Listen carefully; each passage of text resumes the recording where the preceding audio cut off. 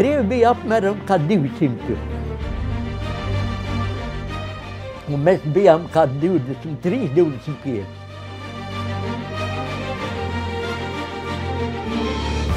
Nu, bet kāda izēja? Mēs moksim. Viņi mums pa pēdām nāks un viņi mums nošaus mūs visu. Mēs cīnījāmies līdz pēdējiem.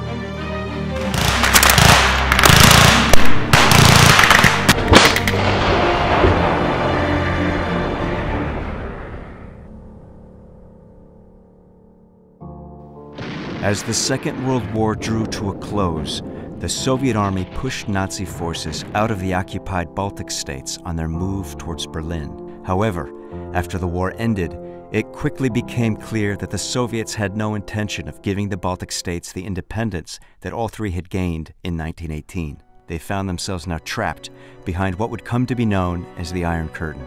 Former soldiers who had fought on both sides of the war now feared for their lives under a government that was quickly rounding up and eliminating anyone who had supported the idea of independence. An estimated 50,000 men and women across the Baltic states took up arms and disappeared into the forest. Arvids Eriks Blusmanis, a former Latvian border guard, was one of them. Mums bija kaut kas 15,000 laikam pa visu Latviju, un visi cīnījās. Tur bija aizsargi, tur bija policisti, tur visi ienaidnieki priekš Krievijas. Es kā parādīšos, tā man Krievs tūlīt aiz Sivratu un Sibiriju prom. Kā Sibirijā tā tur badā un maize, vairāk nekas. Un tad pagāja kādi 2 dienas, 3 dienas, un jau mums ziņoja, ka Krievija jau ir kādi 3 kilometri no mums. Bija kā 2 stundu pārtraukums. Mēs sagatavojamies, izrakām tur, cik varēja tranšejas, vai ne? Sameklējam kokus tādus, kur varēja koka. Un tas Pakulis, tas grupas komandieris, viņš deva rīkojumu. Mēs neatkāpsimies, ka pielaidīs granātas metienā, tad tikai atklāt uguni. Un tā mēs arī izdarījām. Tie virsnieki, Krievu virsnieki, tiem zaldātiem teica. Viņš saka, tie banditi nobijušies un aizmuka. Tā kā viņi nāca mežā iekšā, runājās, cits pīpēja un tā tālāk. Viņi bija pāraudzināti. Viņi tā kā domā, ka tur neviena nav. O tā.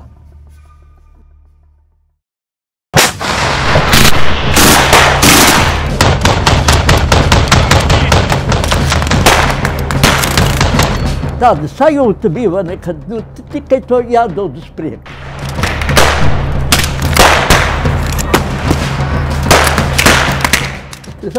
Mēs bijām, zini, tā kā kulaks, zini.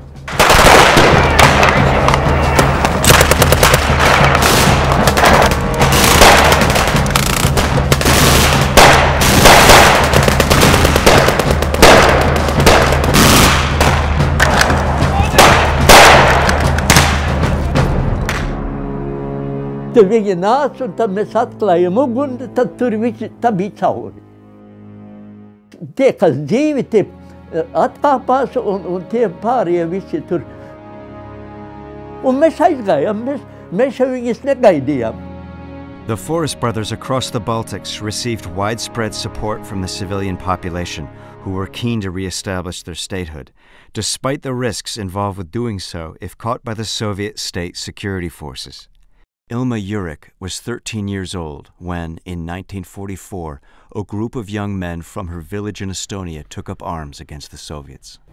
Nende abistamine toimus nii, et minu kodus tehti neile leiba ja muud toitaineid. Ühesõnaga, majanduslikult sai neid varustatud. See elu oli küllaltki raske. Oli ju vaja riideid korrastada ja muretseda ja külarahvas tõi sooja riideid enne talve tulekut.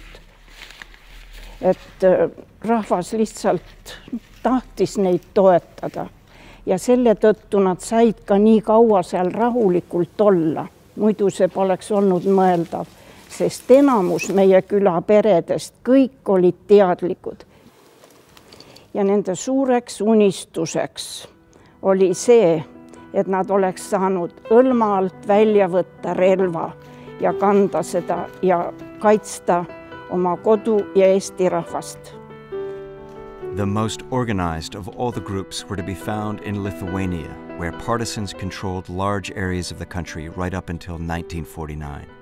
They made official uniforms, enforced a military hierarchy, and wrote a declaration of independence for the nation. Although the Forest brothers fought hard for their independence, the Soviet state security services eventually managed to infiltrate many of the larger groups, and most armed resistance ceased with an amnesty in 1953, the year of Stalin's death. The Baltic states eventually gained their independence from the Soviet Union, but the legacy of a struggle by a small force against overwhelming odds lives on today in the special forces units of all three countries. All our history derives from the Forest brothers. Their tactics of spreading out to the forest in small groups, then getting back together to fight a large enemy and fight always behind enemy territory. This is what we're prepared for, this is what we train to do every day. Žaliukas, what it says is a person who blends in the forest. It's mostly the English translation is a forest brother. Žaliukas is a forest brother. When you're fighting in the forest, all you have is what you have on your back. And your team has everything they're carrying themselves. So you're still living like the forest brother. You're independent from anyone else. Nobody's giving you ammo, nobody's giving you water, nobody's giving you food. You have to find it yourself in the forest.